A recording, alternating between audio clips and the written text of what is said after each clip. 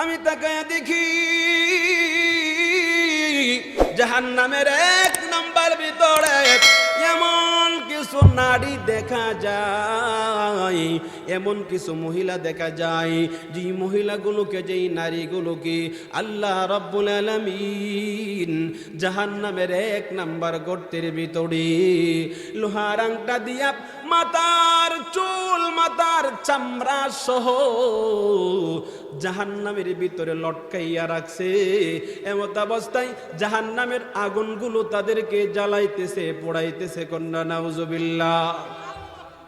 হযরতে ফাতেমা কান্দে, ইয়া রাসূলুল্লাহ, ইয়া হাবিবাল্লাহ, বলেন তো কথাগুলো শুনি। আমার রাসূল বলেন, এই দৃশ্য দেখে আমি জিবরাইল আমিনকে বললাম, জিবরাইল, এই নারীগুলো কারা? তাদের কি অপরাধ, কি অন্যায়, এমন আযাব তাদেরকে আল্লাহ জাহান্নামের ভিতরে দিতেছে? ونعوذ بالله من شرور أنفسنا ومن سيئات أعمالنا من يهده الله فلا مضل له ومن يضلله فلا هادي له ونشهد أن لا إله إلا الله وحده لا شريك له ونشهد أن سيدنا وسندنا وحبيبنا وحبيب ربنا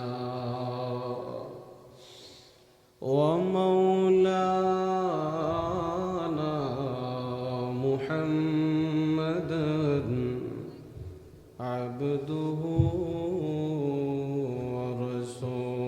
ورسوله. أما بعد فأعوذ بالله من الشيطان الرجيم. بسم الله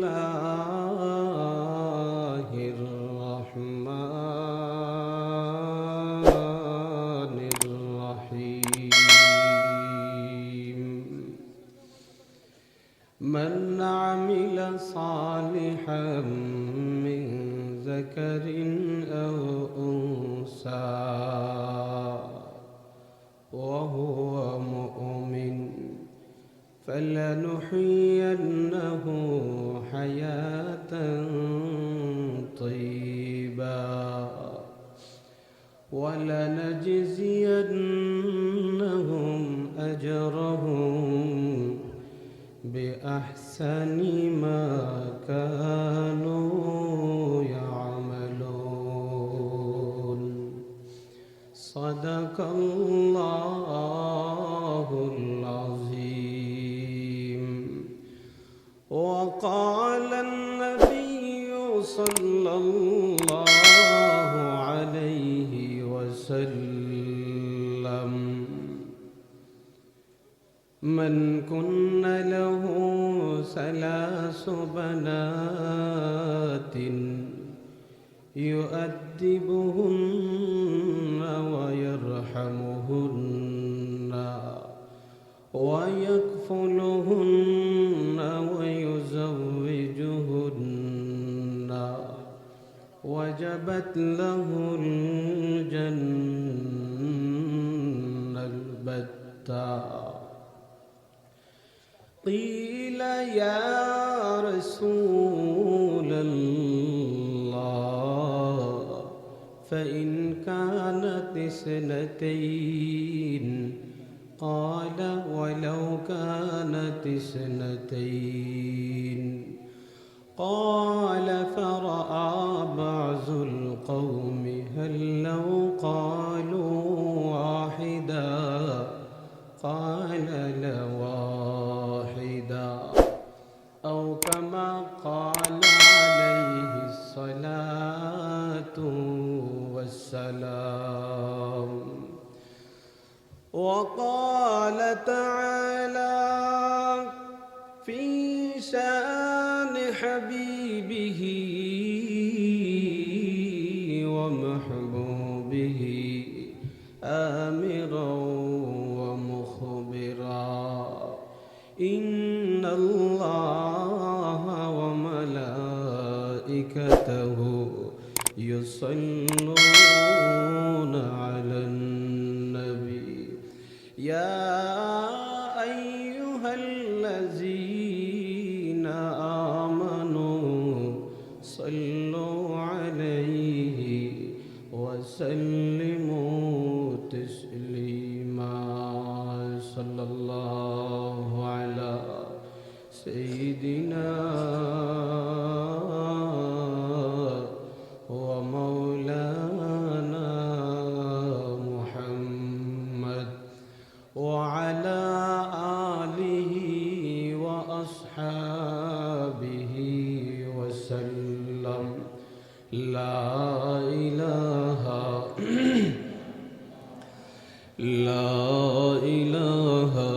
إلا الله لا إله إلا الله لا إله لا إله إلا الله محمد رسول الله. সকলে পড়ি সাল্লাল্লাহু আলাইহি ওয়াসাল্লাম। পত্তন হাজী আশরাফ আলী সাহেবের বাড়ি ও বাগে জান্নাত মহিলা মাদ্রাসার উদ্যোগে আয়োজিত নবম বার্ষিকী ইসলামী মহাসম্মেলনের শ্রদ্ধাভাজন সভাপতিদ্বয় পীরে কামেল আল্লামা আলহাজ হজরত মৌলানা শফিকুল ইসলাম সাহেব মুহতামিম ফুলবাড়িয়া মাদ্রাসা, আল্লামা আলহাজ হজরত মৌলানা আবুল কালাম আজাদ সাহেব সহকারী অধ্যাপক শ্রীপুর ফাজিল মাদ্রাসা ও মহাপরিচালক খাদিজাতুল কুবরা রাদিয়াল্লাহু তাআলা আনহা মহিলা মাদ্রাসা, উপস্থিত হাজারাতে উলামায়ে কেরাম, মুরব্বিয়ানে ইজাম, যুবক ভাইয়েরা, পর্দার আড়ালে অবস্থানরত আমার অত্যন্ত শ্রদ্ধেয় অবলা সরলা মা ও বোনেরা, আল্লাহ তাআলার দরবারে আমরা প্রথমেই শুকরিয়া আদায় করে নিই যে আল্লাহ তাআলা মাদ্রাসা ও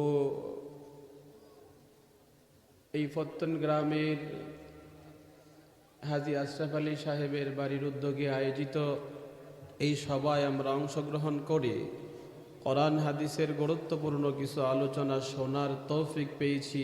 আল্লাহ আমাদেরকে সুযোগ ব্যবস্থা করে দিয়েছেন, এই জন্য সকলে পড়ি আলহামদুলিল্লাহ। ভাই মনোযোগ দিবেন, মনটা কিন্তু আপনারা হারিয়ে ফেলবেন না। মাহফিলে বসছেন যেভাবে সুন্দর করে কয়েকটা কথা শোনার জন্য চেষ্টা করবেন। আমার দুই পাশে আমার দুই মুরব্বীরা সামনে বসা থাকলে কথা বলতে ভয়ও লাগে, আবার কথা বলতে ভালো লাগে, দুটোটাই। এরপরও আমি নির্দেশ ক্রমে আপনাদের সামনে কোরআনুল কারীমের একখানা আয়াতে কারিমা পড়েছি, নবীজির হাদিস সমূহ থেকে আল্লাহর রসুলের একখানা হাদিস পড়েছি। এই আয়াত ও হাদিস সামনে রেখে কিছু গুরুত্বপূর্ণ কথা বলবো। আপনারা মনোযোগ দিয়ে আমলের নিয়তে কথাগুলো শুনতে রাজি আছেন তো? ইনশাআল্লাহ রাজি আছেন? আল্লাহর নবী সাল্লাল্লাহু আলাইহি ওয়াসাল্লাম বলেন, তলাবুল ইলমি ফারিজাতুন আলা কুল্লি মুসলিম। হাদিসটা জানেন না? নুরানির ছোট ছোট বাচ্চারা জানে। ওয়া মুসলিমা, ইসলামের প্রাথমিক জ্ঞান শিক্ষা করা, ধর্মের প্রাথমিক আলোচনা, ধর্মের শুরুর জ্ঞান, নামাজ, রোজা, পাক নাপাক, এই জাতীয় আলোচনাগুলো শিক্ষা করা, এই জাতীয় মাসলা মাসাইল শিক্ষা করা মুসলমান প্রত্যেকটা নর নারীর উপরে ফরজ করে দিয়েছেন আল্লাহ। কথা বুঝতেছেন? কি শিক্ষা করা? ইসলামের প্রাথমিক জ্ঞান। ইসলামের প্রাথমিক জ্ঞান। আমি আলেম হইছি, আপনাকে আলেম হতে হবে এটা শর্ত না, কিন্তু আপনি মুসলমানের সন্তান হিসাবে আপনাকে ইসলামের প্রাথমিক জ্ঞান শিক্ষা করতে হবে। এটা আপনার উপর ওয়াজিব, আপনার উপরে ফরজ। যে কাজটা আপনি আল্লাহর পক্ষ থেকে আপনার উপরে ফরজ করে দিয়েছেন, ওই কাজগুলোর এলেম শিক্ষা করাও আপনার উপরে ফরজ। কথা কোন ঠিক না বেটি? নামাজ পড়া আমার জন্য ফরজ না সুন্নত? আগে নামাজের মাসলা মাসাইল শিক্ষা করা ফরজ। রোজা, রমজান আসলে রোজা রাখা ফরজ। এর আগে রমজানের সম্পর্কে, রোজার সম্পর্কে মাসলা মাসাইল শিক্ষা করা ফরজ। টাকা হয়েছে, আমি হজ করতে যাব, হজের ফারিজা, ওয়াজিবাত, এগুলো আমাকে শিক্ষা করা ফরজ। কারণ আমি যদি মাসাইল না জানি, ওয়াজিবাত আর ফরজ যদি আমার জানা না থাকে, তো আমার আসল উদ্দেশ্য ছুটে যাবে। কথা ঠিক না বেঠিক? হজ করতে যাব, এই হজটা সঠিক আর শুদ্ধ হওয়ার জন্য এর আগে আমাকে হজের ফারিজা আর ওয়াজিবাত কি করতে হবে? শিক্ষা করতে হবে। এই শিক্ষার ভিতরে কোনো নারী আর পুরুষের ভিতরে পার্থক্য নাই। কথা বুঝাইতে পারছি? ইসলামের প্রাথমিক শিক্ষা যেমন পুরুষের উপরে ফরজ, ঠিক নারীদের উপরও কি ফরজ। এই ক্ষেত্রে আমরা যদি খেয়াল করি, তাহলে যেমনভাবে পুরুষের শিক্ষার ব্যবস্থা আমাদের সমাজে আছে, ঠিক তেমনিভাবে নারীদের জন্য প্রাথমিক শিক্ষার ব্যবস্থা থাকার দরকার। কথা কোন ঠিক না বেঠিক? এই জন্যে আজকে আমরা মহিলা মাদ্রাসার সবাই এসেছি। দেখি মহিলাদের ইসলামের শিক্ষার কোনো প্রয়োজন আছে কি না নাই। ও ভাই, আল্লাহর রসুল বলেন তলাবুল ইলমি ফারিজা, এলেম শিক্ষা করা ফরজ।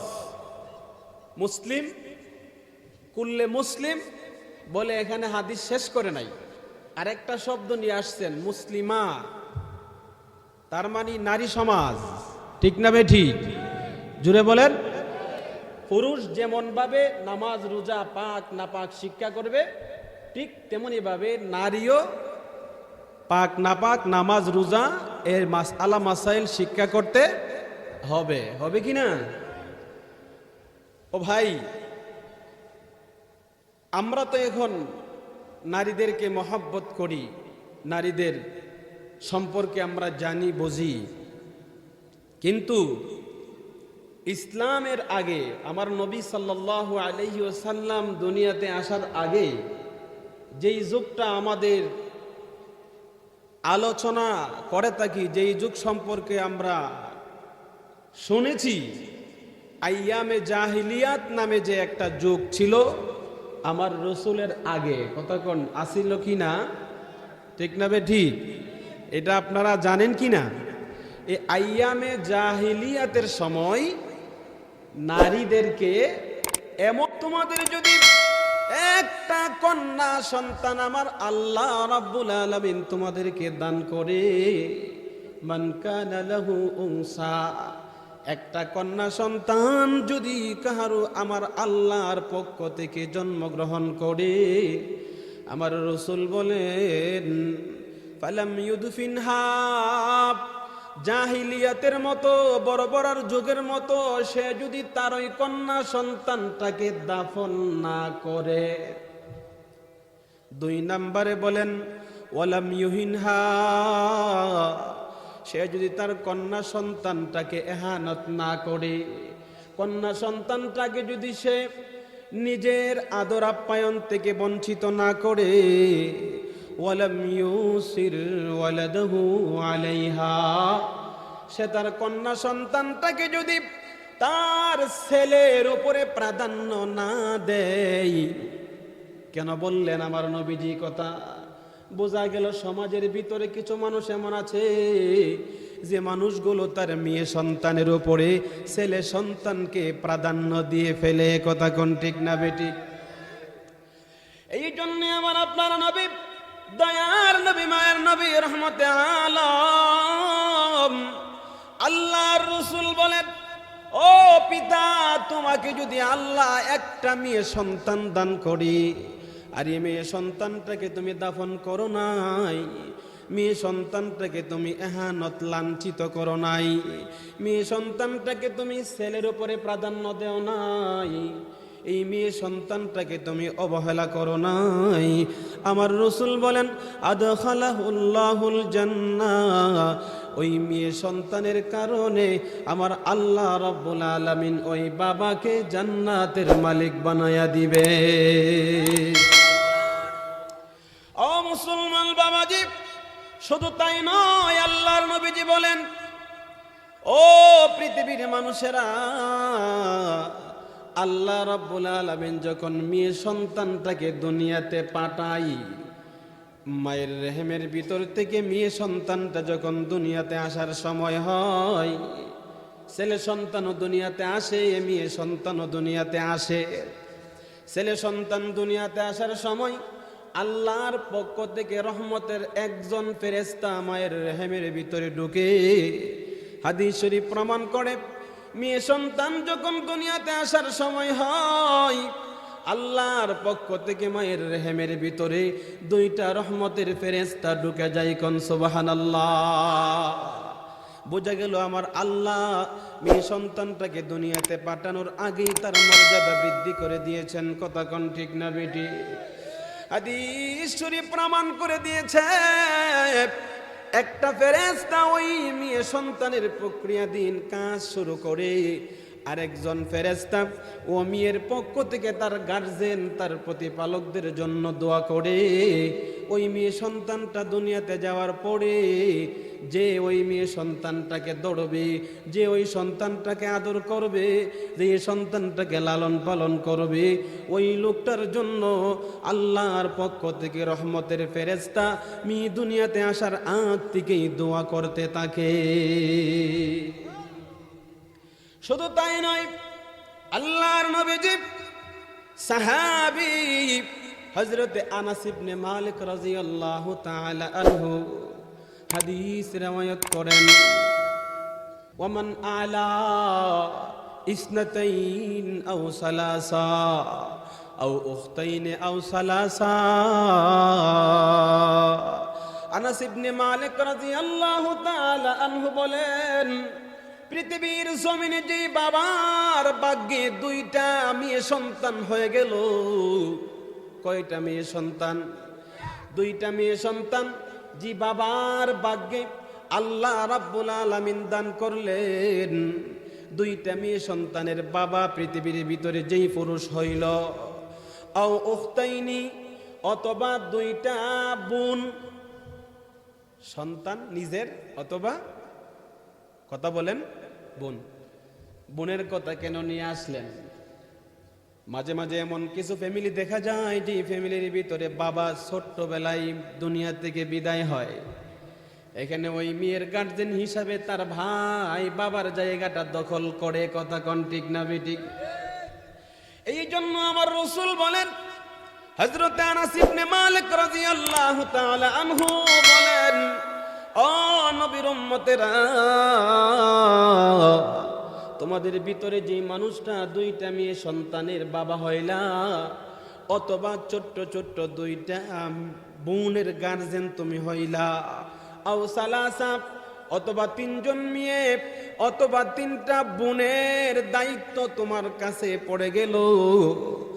হযরতে আনাস ইবনে মালিক রাদিয়াল্লাহু তাআলা আনহু বলেন, আসার পরে হাত্তা ইউবিন্না আও ইয়ামুত আনহুন্না, সে এই দুইটা মেয়ে অথবা দুইটা বোনকে সুন্দর করে আদর করে করে সে লালন পালন করতেছে।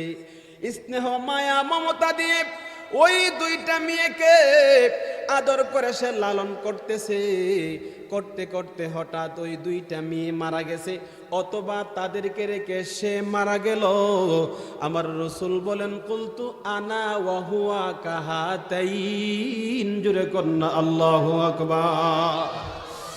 আমার নবীজি ইরশাদ করেন, ওই লোক এবং আমি জান্নাতের ভিতরে একসাথে থাকবো রে। আল্লাহর নবীজি ইশারা ওয়া আশারা বিয়াদিহি, নবীজি আল্লাহর রাসূলের হাত দিয়ে ইশারা করলেন, আঙ্গুল দিয়া, আল বুস্তা আল্লাতি তালিয়াহা, ওই আঙ্গুল মাঝখানের আঙ্গুল এবং সাতের আঙ্গুল তালিয়াহা, এই দুইটা আঙ্গুল দেখায়া বলেন, আমার সাহাবীরা, ওই লোকটা যখন দুনিয়া থেকে বিদায় হয়ে যাবে, আমি আর ওই লোক দুইজনে জান্নাতের ভিতরে এমন ভাবে পাশাপাশি অবস্থান করব। মেয়ে সন্তান কি অবহেলা করা যাবে? কথা বলেন। এমন একটা হাদিস আপনার পুত্র সন্তানের ব্যাপারে নাই, মেয়ে সন্তানের ব্যাপারে আমার রাসূল এমন কথাগুলো বলেছেন। যদি আমার দুইটা মেয়ে হয়, তিনটা মেয়ে আসে, কেমন যেন আমার কালার, আমার চেহারার ভিতরে পরিবর্তন ঘটে যায়। আল্লাহ রাসূল বলেন, আমার উম্মত দুঃখ পাইবা না, কষ্ট পাইবা না, এই মেয়েগুলোকে আল্লাহ তোমার জন্য জান্নাত বানায়া পাঠাইছে, জান্নাত বানায়া পাঠাইছে। আদর করো, তাদেরকে আপ্যায়ন করো, এই ওসিলায় আল্লাহ তোমাকে জান্নাত দিবে। ও আমার বাবাজিরা, আল্লাহর রাসূল থেকে আরো সুন্দর করে আরেকটি হাদিস হযরত জাবির ইবনে আব্দুল্লাহ রাদিয়াল্লাহু তাআলা আনহু riwayat করেন। জাবির ইবনে আব্দুল্লাহ রাদিয়াল্লাহু তাআলা আনহু বলেন, নবীর উম্মতেরা রে, ভালো করে শোনো, মান কুন্না লাহু সালাসু বানাতিন, যদি তোমাদের ভিতরে কাহারো তিনটা মেয়ে জন্মগ্রহণ করে, এই হাদিসের ভিতরে কয়টা মেয়ের কথা বলছে? আওয়াজ দিয়ে বলেন, কয়টা? তিনটা মেয়ে যদি তোমাদের কাহারো জন্মগ্রহণ করে, অর্থাৎ তুমি তিনজন মেয়ের বাবা। হযরতে জাবির ইবনে আব্দুল্লাহ বলেন, আমার রাসূল বলে দিয়েছে, ওই তিনটা মেয়ে যদি কাহারো গড়ে জন্মগ্রহণ করে, তিনটা মেয়ের দিকে যদি বাবা সন্তুষ্ট চিত্তে মেয়েগুলোকে নিয়ে বাবা যদি রাজি হয়ে যায়, রাজি হয়ে ওই তিনটা মেয়েকে যদি ইউআদ্দিবুহুন্না, মেয়েগুলোকে ছোট থেকেই সেই আদব শিক্ষা দেয়। আদব কি শিক্ষা দেয়? কথা বলেন। আদব শিক্ষা দেই। 2 নম্বরে বলেন ওয়ারহামহুন্না, ওই মেয়েগুলোকে সেই ব্যবহার শিক্ষা দেই, ব্যবহার। 3 নম্বরে বলেন ওয়ায়াকফুলহুন্না, ওই মেয়েগুলোর মাথায় হাত বোলায়া শুধু তাদের জিম্মাদারি গ্রহণ করে। ছোট্ট থেকে 3টা মেয়েকে আদর করে করে আদব শিক্ষা দিয়ে, এলেম শিক্ষা দিয়ে তাদেরকে সুন্দর করে যদি সে বড় করতে পারে, বড় করে যদি দিনদার সুন্দর একটা ছেলে, ওয়ায়ুযাব্বিজুহুন্না, একটা নামাজি ছেলের কাছে যদি ওই 3টা মেয়েকে এসে সুপাত্র করে দিতে পারে, আল্লাহ রাসূল বলেন, আল্লাহর রাসূল বলেন, ওয়াজাবাত লাহুল জান্নাত, ওয়াজাবাত লাহুল জান্নাত, ওয়াজাবাত লাহুল জান্নাত। জোরে কন্না আল্লাহু আকবার। ও মুসলমান বাবাজি, আমার মা বোনেরা, মেয়ে একটা হয়েছে, এরপরে 2 নাম্বার মেয়ে, 3 নাম্বার মেয়ে, মনে কষ্ট না, না মনে কষ্ট নিবেন না। আমার নবী আপনার জন্য বড় সুসংবাদ জানাইছে, আমার নবী আপনার জন্য বড় সুন্দর কথা বলে দিয়েছেন। আল্লাহ রাসূল বলেন, তোমার 3টা মেয়েকে তুমি আদব শিক্ষা দাও, 3টা মেয়েকে তুমি ইসলামিক প্রাথমিক জ্ঞান শিক্ষা দাও, পাক না পাক নামাজের মাসলা মাসাইল শিক্ষা দাও। ওই 3টা মেয়েকে তুমি আদর করো, ওই 3টা মেয়েকে তুমি কাফালত গ্রহণ করো, তাদের জিম্মাদারি গ্রহণ করো। তাদের যা চাহিদা ওই চাহিদাগুলো পূরণ করিয়া যদি তুমি সুপাত্র করে দিতে পারো, আমার রাসূল বলেন ওয়াজিবাত লাহুল জান্নাহ। ওই 3টা মেয়ের বাবার জন্য আমার রাসূল বলেন তার জান্নাত ওয়াজিব করে দিবেন আমার আল্লাহ। ও ভাই, মেয়ে সন্তান আমার জন্য রহমত না গজব? জোরে বলেন, রহমত না গজব? জান্নাত না জাহান্নাম? জান্নাত হয়ে গেল। বাবার জন্য এমন জান্নাত, বাবার জন্য মেয়ে সন্তানের এই সুসংবাদ। সাহাবীরা জিজ্ঞাসা করে, কিলা ইয়া রাসূলুল্লাহ, এই ফজিলত তো আপনি 3 জনের ব্যাপারে বয়ান করেছেন। ওয়ালাউ কানাত ইসনাতাইন, আমার 2টা মেয়ে, আমি কি করব? আমার কি ফজিলত? আমার রাসূল বলেন ওয়ালাউ কানাত ইসনাতাইন, 2টা মেয়ে যদি তোমার হয়, এই 2টা মেয়ের ব্যাপারেও যদি তুমি এমন ভূমিকা নিতে পারো, তাকে আদব শিক্ষা দিতে পারো, তাকে ইলম শিক্ষা দিতে পারো, তাকে সুন্দর করে যদি সুপাত্র করে দিতে পারো, 2টা মেয়ের বাবা হওয়ার কারণেও আল্লাহ তোমার জন্য জান্নাত দিয়ে দিবে। হাদিসের শেষাংশে বলতেছেন, ক্বালা ফারাআ বাযুল কওম, কিছু মানুষ দাঁড়ায় গেছে। সাহাবীদের ভিতরে কিছু ব্যক্তি দাঁড়ায় বলতেছে, ইয়া রাসূলুল্লাহ, আমার তো 3টা মেয়েও নাই, 2টা মেয়েও নাই, একজন মেয়ে, আমি এক মেয়ের বাবা। কন্যা সুবহানাল্লাহ। আমি কি করব? আমার জন্য কি ফজিলত? হাল্লাউ ক্বালু লা ওয়াহিদা, আমাদের কি এমন ফজিলত হবে? একদল বলতেছে, আমার রাসূল বলেন ওয়ালাউ ওয়াহিদা, একটা মেয়ে সন্তানও যদি তোমার হয়, তুমিও আশা করতে পারো এই মেয়েটাকে ভালোভাবে আদব শিক্ষা দিয়ে সুপাত্র যদি করে দিতে পারো, একটা মেয়ের ওসিলায় আল্লাহ তুমি বাবার জন্য জান্নাত লেখা দিবে। আল্লাহু আকবার। ও মুসলমান বাবাজি, এই জন্যে বলুন তো দেখি, যেমন ভাবে আমার ছেলেকে মাদ্রাসায় দিব, স্কুলে পড়াইব, ঠিক তেমনি ভাবে আমার মেয়ে সন্তানটাকেও মাদ্রাসায় স্কুলে পড়ানোর দরকার আছে না নাই? পড়াইলে কি হবে? আমাকে আল্লাহ জান্নাত দিবে। কথা কোন ঠিক না বেটি? ও মুসলমান বাবাজিরা, মনে করো মেয়ে সন্তানটা তোমার জন্য অভাব টেনে নিয়ে আসছে, মেয়ে সন্তানটা তোমার জন্য বিপদ নিয়ে আসছে। না না, মেয়ে সন্তান তোমার জন্য রহমত নিয়ে এসেছে। আমার রাসূল বলেন, যে ঘরের ভিতরে প্রথম সন্তানটা কন্যা হবে, যে ঘরের ভিতরে যে আব্বা আম্মার প্রথম সন্তানটা মেয়ে হবে, আল্লাহর রাসূল বলেন এই ঘরটাকে আমার আল্লাহ রহমত বরকত দিয়ে পরিপূর্ণ করে দিবে। বরকত ঢেলে দিবে ওই মাতা পিতার উপরে, যে মাতা পিতার 1 নাম্বার সন্তান কি হবে? মেয়ে হবে।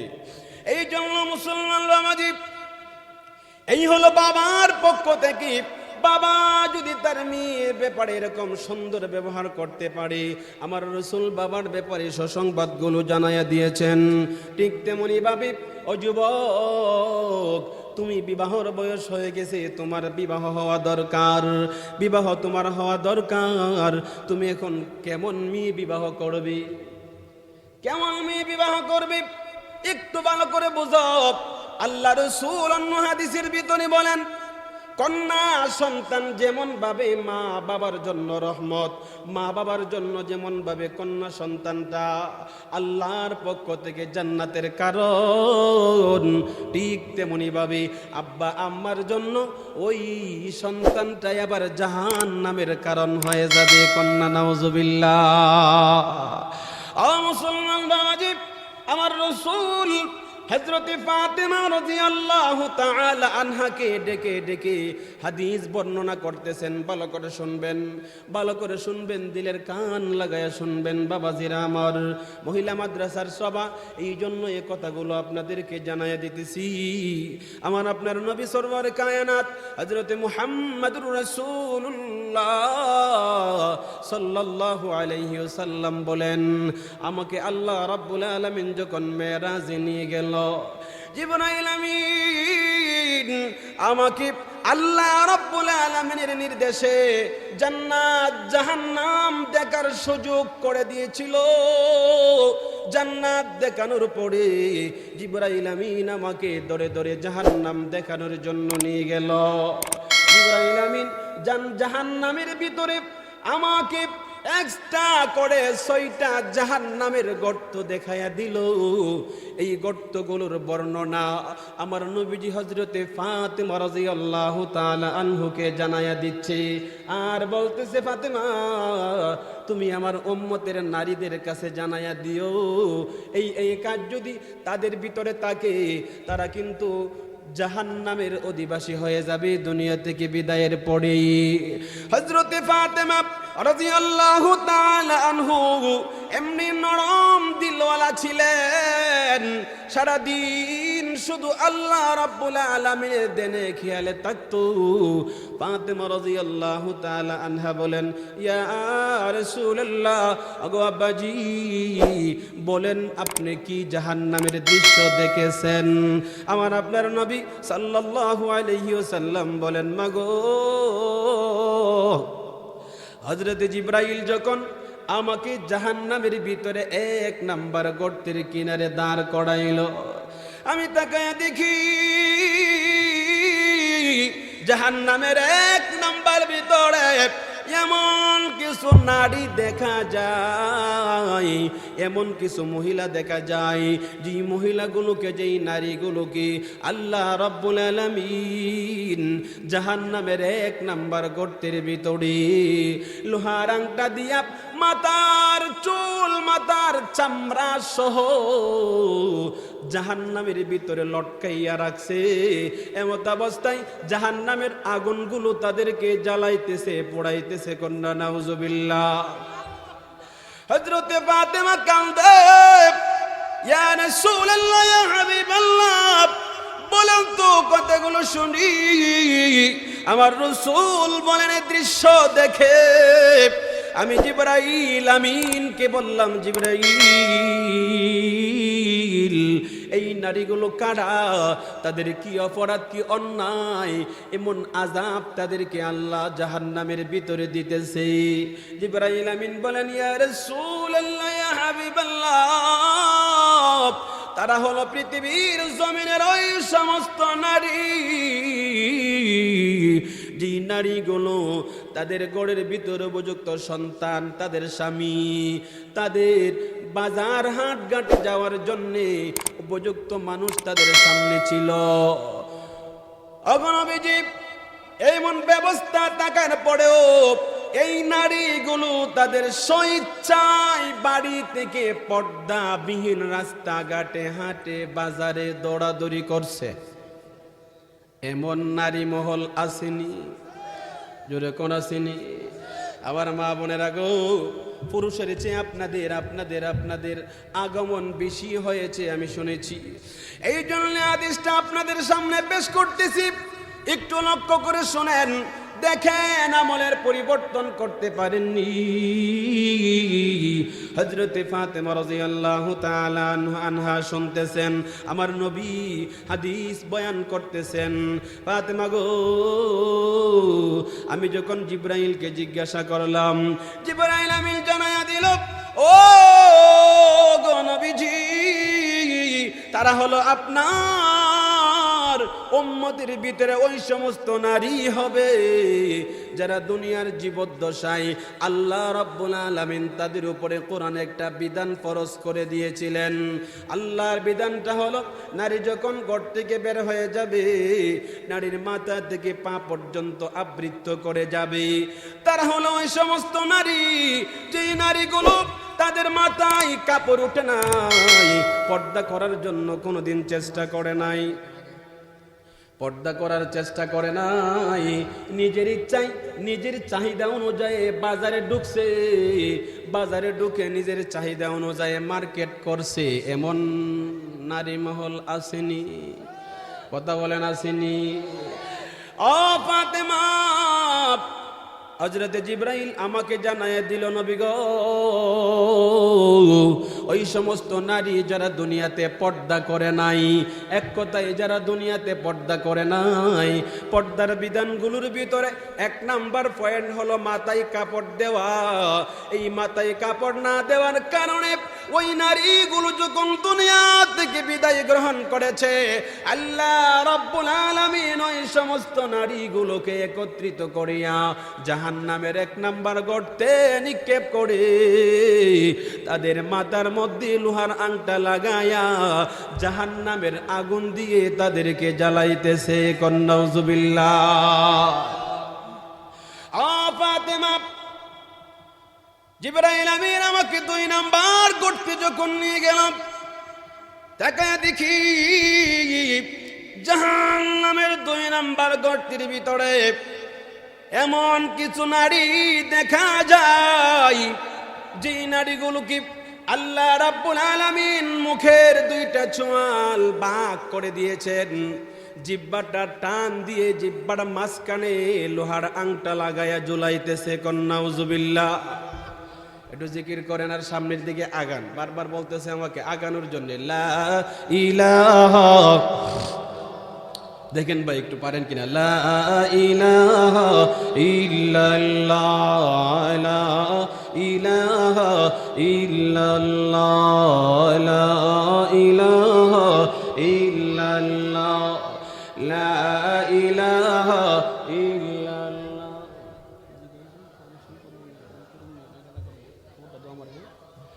লা ইলাহা ইল্লাল্লাহ, লা ইলাহা ইল্লাল্লাহ, লা ইলাহা ইল্লাল্লাহ, লা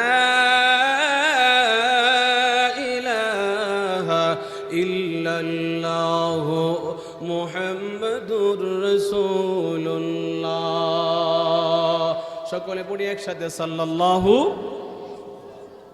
ও মুসলমান বাবাজি, আল্লাহর নবীজি বলেন, ওই জাহান্নামের 2 নাম্বার গর্তে যখন আমি দাঁড়ায়া গেলাম, জিবরাইল আমিন আমাকে হাতে ধরে ধরে দাঁড় করাইয়া দিল।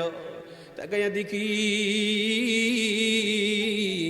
ওই জাহান্নামের 2 নাম্বার গর্তের ভিতরে এমন কিছু নারী দেখা যায়, এমন কিছু মহিলা দেখা যায়, যে মহিলাগুলোকে আমার আল্লাহ রাব্বুল আলামিন জিহ্বাটা টান দিয়ে বের করে দিয়েছে। ওই জিহ্বার মধ্যে লোহার আংটা লাগায়া জাহান্নামের 2 নাম্বার গর্তে আগুন দিয়ে জ্বালাইতেছে। আমার রাসূল চিৎকার দিয়ে বলেন, জিবরাইল, আরে জিবরাইল, এই নারীগুলো কারা? কি অন্যায় তারা দুনিয়াতে করেছিল? কোন অপরাধে তাদেরকে এমন আযাব দেওয়া হইতেছে? জিবরাইল আমিন ডাক দিয়ে বলে, ইয়া রাসূলুল্লাহ, ইয়া হাবিবাল্লাহ, এই নারীগুলো তাদের দুনিয়াতে থাকা অবস্থায় 2টা অন্যায় করছে। জোরে কোন, কয়টা অন্যায় করছে? 2টা অন্যায় করেছে। 1 নাম্বার অন্যায়, আল্লাহর নবীজি হাদিস শরীফের ভিতরে 2টা অন্যায়ের কথা উল্লেখ করে দিয়েছেন। ওয়ায়াকফুরনাল আশীরাতা ওয়ায়াকসুরনাল লানা। ওই নারীগুলো 1 নম্বরে তাদের স্বামীর অবাধ্যতা করেছে, স্বামীর কথা সে মানে নাই, স্বামীর দিকে খেয়াল করে নাই। 2 নম্বরে হলো কথা বললেই কথার ভিতরে মানুষকে লানত করে করে কথা বলেছে, স্বামীর অবাধ্য করে এমন নারী দুনিয়াতে আছে না নাই? জোরে বলেন, আছে না নাই? এই কয়েকদিন আগে আমাকে একজন লোক জড়ায়া ধরছে, মাসআলা জিজ্ঞাসা করতেছে, হুজুর আমার স্ত্রী যদি আমার অনুমতি না নিয়ে বাবার দরবারে যাই। কই যায়? আমার অনুমতি কই গেছে? বাবার দরবারে গেছে। এই লোকটা এমন একটা দুঃখিত অবস্থায় আমাকে জিজ্ঞাসা করতেছে, হুজুর তার পরিণামটা কি হবে বলেন তো দেখি। সে স্বামী তার স্ত্রীর উপরে রাজি না অসন্তুষ্ট? নারাজ না রাজি? নারাজ।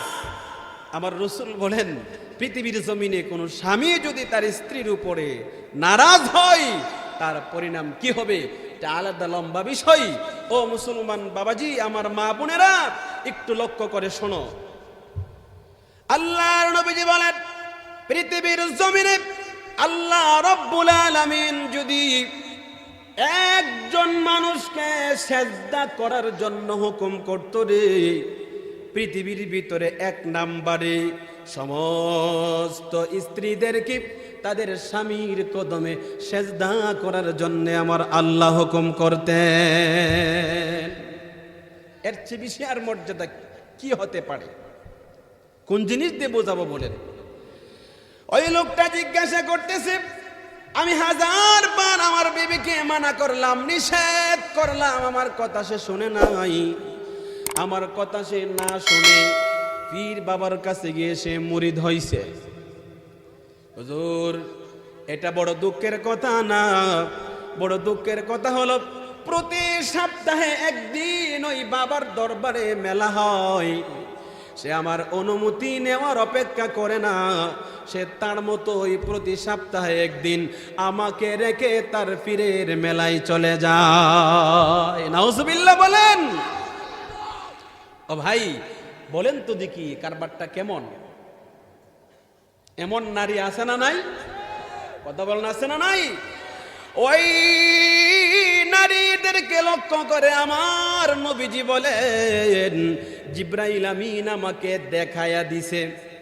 এটা বলা কথা নয়, রাসূল বলেন আমাকে দেখায়া দিছে, আমি দেইকা দেইকা তোমাকে জানাইতেছি। হযরতে ফাতেমাকে বলতেছেন, আমি দেইকা আসছি আমার 2 চোখে। নারীগুলোকে জাহান্নামের 2 নাম্বার গর্তে ঢুকায়া জিহ্বাটা টান দিয়ে ওই জিহ্বার মধ্যে লোহার আংটা লাগায়া লটকায়া দিছে, এমন ভাবে আগুন দিয়া জ্বালাইতেছে। নবী বলেন, জিবরিল কি অন্যায় তাদের, কি অপরাধ? জিবরাইল বলেন, ইয়াকফুরুনাল লানা ওয়া ইয়াকসুরুনাল আশীরা, ইয়াকফুরুনাল আশীরাতা ওয়া ইয়াকসুরুনাল লানা। ওগো নবীজি, 2টা অন্যায় তারা দুনিয়াতে করছে।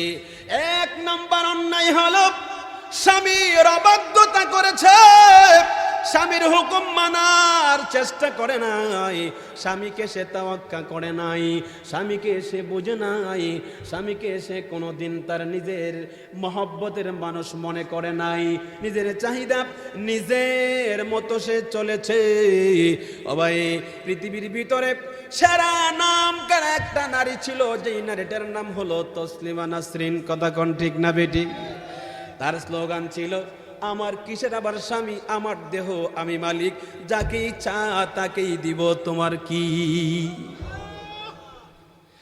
মুসলমান আল্লাহর রাসূল জানায় দিচ্ছে, শোনো রে, পৃথিবীর জমিনে যে স্ত্রীগুলো তার স্বামীকে ইজ্জত করবে না, স্বামীকে মূল্যায়ন করবে না, যে স্ত্রীগুলো তাদের স্বামীর দিকে সুন্দর করে রহমতের নজরে তাকাইবে না, আমার রাসূল বলেন তারা যখন দুনিয়া থেকে বিদায় হয়ে যাবে, আল্লাহ রাব্বুল আলামিন জাহান্নামের 2 নাম্বার গর্তে তাদেরকে একত্রিত করবে।